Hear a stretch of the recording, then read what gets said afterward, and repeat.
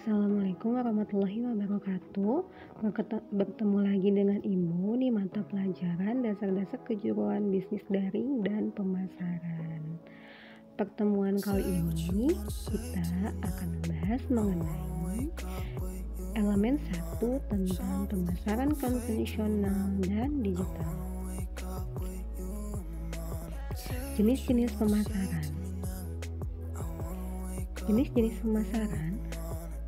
Perkembangan dunia bisnis membuat proses marketing ikut berkembang.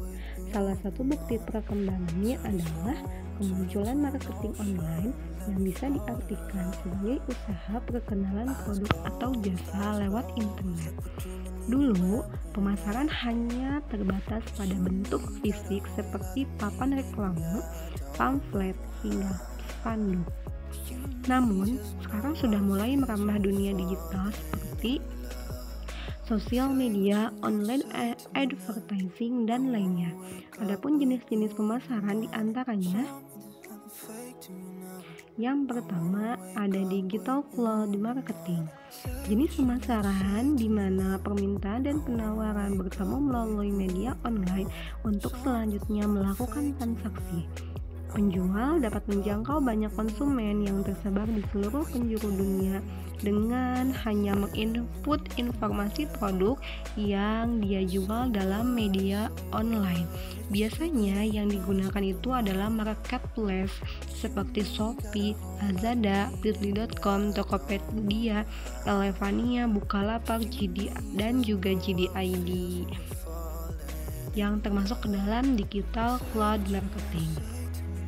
Kedua, public relations marketing. Jenis pemasaran ini lebih dominan untuk bekerja sama dengan sebuah media informasi publik yang besar untuk bersama-sama mengenalkan dan meningkatkan kesadaran akan pentingnya menggunakan produk yang dihasilkan mereka. Yang ketiga, relationship marketing, di mana jenis pasar yang satu ini lebih dikenal dengan pemasaran mulut ke mulut. Dalam artian, divisi pemasaran membuat strategi khusus agar supaya konsumennya bersedia mengajak konsumen lain untuk menggunakan produknya. Dengan begitu, jaringan pemasaran akan semakin lebih luas dan jumlah konsumen akan semakin meningkat. Yang dimaksud dengan relationship marketing. Jadi di relationship marketing ini, informasi dari suatu produk itu tersebar dari orang ke orang dikarenakan mereka sudah puas dengan produk yang mereka dapatkan. Misalnya, ibu membeli sepatu dengan brand, misalnya ibu membeli sepatu dengan brand A, di mana ketika ibu membeli sepatu itu, ibu merasa puas, mulai dari produknya, packagingnya, pelayanannya, sampai harganya pun ibu merasa puas. Nah, ketika ada teman ibu yang bertanya, beli sepatu di mana ya? Lalu ibu sampaikan, beli di sini aja karena produknya bagus, berkualitas, pelayanannya baik. Nah, lalu teman ibu membeli produk tersebut dengan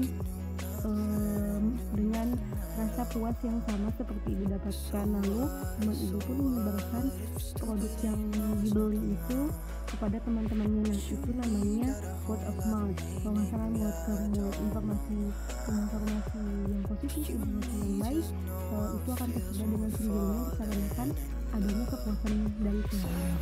Yang ketiga adalah word of mouth marketing. Word of mouth marketing adalah jenis marketing yang tidak jarang divisi pemasaran memberikan imbalan atau hadiah kepada para konsumen yang mau mengajak konsumen lainnya untuk menggunakan produk dari perusahaan tersebut. Dan begitu para konsumen akan lebih semangat untuk menyebarkan informasi produknya. Selain itu, dalam strategi pemasaran ini juga sering menggunakan sosial media yang lagi hits saat ini. Di saat seorang konsumen suka atas produk makanan yang disajikan cantik oleh suatu restoran, tidak sungkan konsumen tersebut mengambil gambar makanan dengan mengupload dan share dalam media sosial yang ia miliki. Hal tersebut pasti akan menggandung pengguna medsos lain untuk mencoba makanan yang disajikan oleh restoran tersebut. Jenis pemasaran yang kelima yaitu call to action, di mana jenis pemasaran ini merupakan salah satu jenis pemasaran menggunakan media online dengan metode yang berbeda, yaitu dengan penggunaan website pribadi. Seorang seller akan membuat website dan menggunakan seluruh data informasi produk yang ia jual ke dalamnya. Kemudian sang pemilik website yang juga seller tersebut berusaha agar websitenya memiliki traffic atau pengunjung situsnya banyak. Dengan semakin banyaknya pengunjung dan banyaknya melakukan transaksi dalam website tersebut, itu artinya website tersebut telah melakukan pemasaran setia atau call to action.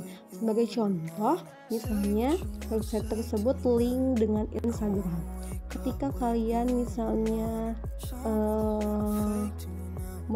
berselancar di Instagram, terus ada sponsor atau ada iklan, lalu tulisannya adalah dapatkan sekarang, beli sekarang. Nah, itu namanya call to action. Jadi memanggil dengan aksi.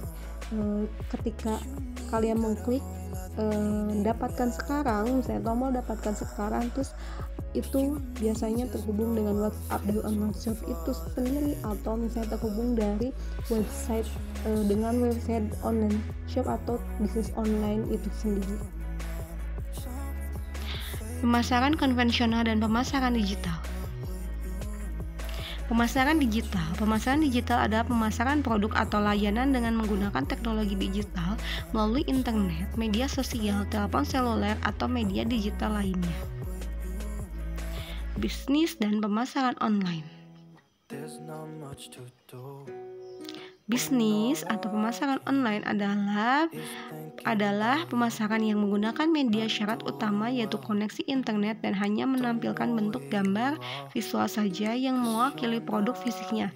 Secara garis besar dapat dibagi tiga, yaitu berjualan di akun situs marketplace dan sejenisnya. Kedua, berjualan di akun sosial media. Ketiga, memiliki website dan toko online. Bisnis dan pemasaran offline atau konvensional. Bisnis pemasaran offline adalah bisnis yang dilakukan secara konvensional, menawarkan produk secara langsung ke pembeli, serta fisik dari produk yang ditawarkan dapat dirasakan oleh semua panca indera yang dimiliki. Strategi bisnis yang satu ini memang tidak menerapkan internet dalam menjangkau pasar. Sebagai contoh, pemasaran melalui media seperti televisi, koran, poster, ataupun memasang billboard di pinggir jalan. Bisnis dan pemasaran offline atau konvensional secara garis besar dibagi tiga, yaitu di mana produsen berjualan di pasar dan pusat perbelanjaan seperti pasar tradisional dan lain-lain, berjualan di mal dan tempat keramaian, serta membangun sebuah toko dan perkantoran. Bentuk pasar online.